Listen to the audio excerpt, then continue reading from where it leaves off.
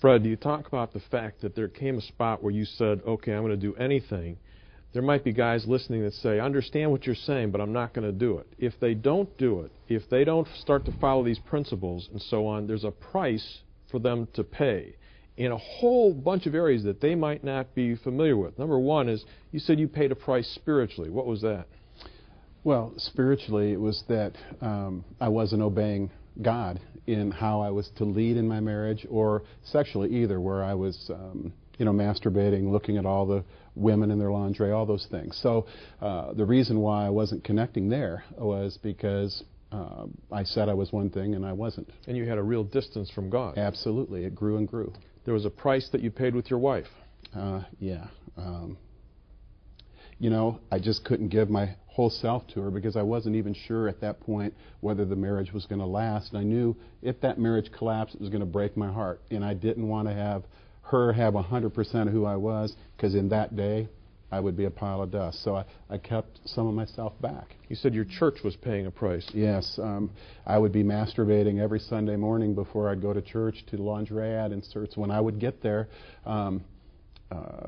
I couldn't pray for anybody. They had to pray for me. I mean, I was the one that was needy every time I went there. I was an empty suit.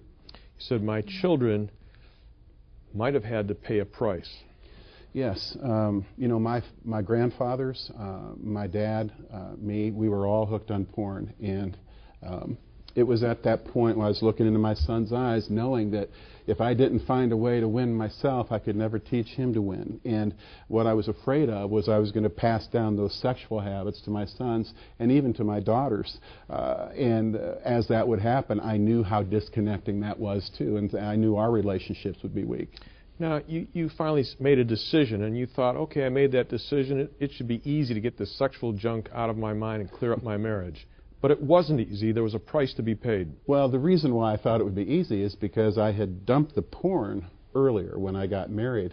But at the time, I thought I had actually done something, but I really hadn't. I had just changed the pictures of what I was looking at from Playboy to lingerie ads. I just thought I could dump all that too.